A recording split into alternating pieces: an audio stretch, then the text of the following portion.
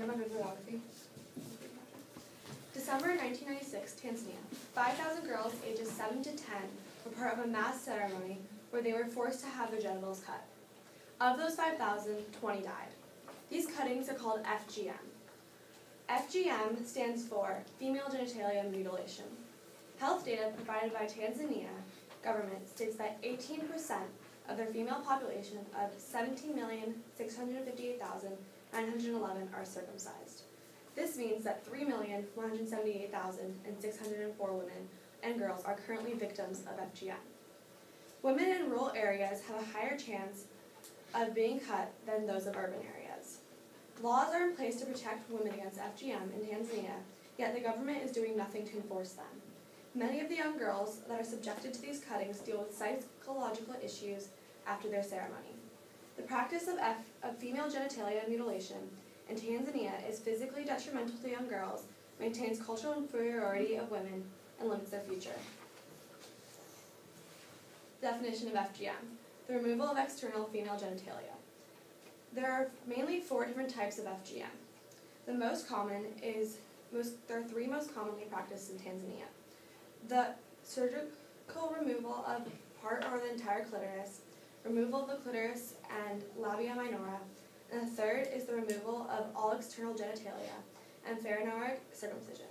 Pharonoric circumcision is the stitching of the vagina to make it narrower. Circumcisions are performed with broken glass, knives, or razor blades. The procedure will take 15 to 20 minutes, depending on the sharpness of the knife. And during this time, the girl is not given any anesthesia. Elderly people who have been paid by the family typically perform the procedure, but sometimes family relatives and female relatives will perform the cuttings. In general, the adults who perform the cuttings has had some type of relationship previous with the girl. The trust that the girl once bestowed upon this adult and caregivers may be lost as a result. A girl sees these adults as people who inflicted or helped inflict suffering or pain. Not only can they lose their confidence in their caregivers, but also these 7 to 10-year-old girls will suffer long-term depression and anxiety. Medical issues. Girls that are affected by FGM have a greater chance of succumbing to various infections, diseases, and chronic pain. Due to unhygienic instruments and conditions during the ceremonies, girls run a higher chance of contracting HIV/AIDS. Side effects of AIDS are decrease in bone density, lipodystrophy, insulin resistance, and lactobacillic acidosis. Girls' lives will become completely altered once they contract AIDS, making them weaker and susceptible to other illnesses. Girls can also suffer from persistent pain, recurrent urinary tract infection, infertility, abscess and cyst formation, blood poisoning, and chronic infection. During childbirth, women can also be permanently injured or die from genital scarring from the procedure. These physical and mental repercussions can leave a woman weak and susceptible as a child to male dominance. Men in Tanzanian society are already dominant, and FGM helps reaffirm this belief for men by making girls at a young age feel defenseless and inferior.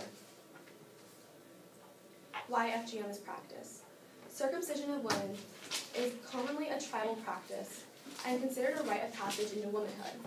And it is an ancient ritual dating centuries back to prepare women for marriage and family responsibilities. FGM is used to, quote, maintain domestic stability within a community, end quote. It is a tool used to keep women submissive and prevent them from being, quote, oversexed.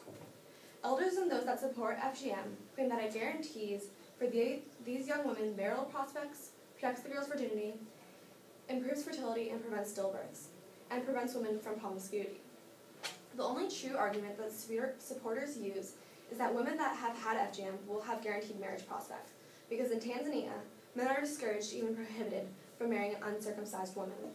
A man is taught at a young age that he does not want to marry a woman who hasn't had FGM because he won't be able to control her or his future household. The first claim by supporters is the only true because of societal expectations. But if there wasn't this taboo on marrying an uncircumcised woman, then the supporters' only real argument is lost. Elders and tribes have never been able to prove that FGM improves fertility and prevents stillbirths. It has been proved scientifically that it actually causes infertility.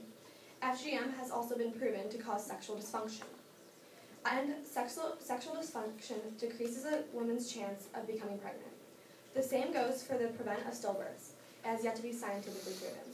FGM, therefore, does not actually help reproduction as supporters claim, but it hurts a woman's chance of conceiving a child. In essence, supporters use arguments such as fertility, protection of girls' virginity, prevention of stillbirth, etc., to help maintain the Tanzanian paradigm of male control. As I said before, FGM can be considered a girl's rite of passage into womanhood. What is meant as a rite of passage is another way of saying a girl is ready to be married. Marriage is an extremely important economical exchange for families in Tanzania. The family of the bride receives a dowry from her husband's family. This dowry is usually paid in cattle. FGM not only marks her ability to be married, but it also represents the end of a girl's education. Once married, the girls are forced to drop out of school and perform the duties of taking care of the house and her husband. These child brides will enter their marriage with a less than elementary school education, limiting any type of economic independence a child bride could hope for. In Tanzanian tribes, once married, these girls do not have any rights to their husband's properties, leaving them weak and unable to support themselves if they wish for divorce. FGM marks the end of a girl's independence and opportunities that would have been available to her if she pursued her education. Child brides are also more susceptible to abuse because they are married to older men. Quote, FGM violates the right to equal opportunities, right to be free from violence, injury, torture, abuse, the right to be healthy, and the right to be protected from harmful traditional practices. The Tanzanian government has put laws into place to protect girls from FGM and persecute those who perform it. There's a $300,000 shilling payment that you have to make if you are persecuted for FGM, and you'll be a minimum sentence of 12 to 15 years in jail. Yet, when young girls die from FGM, no one is charged and no one is held accountable. The government and women of Tanzania need to do more to protect their children and daughters from being subjected to this traditional practice. Thank you.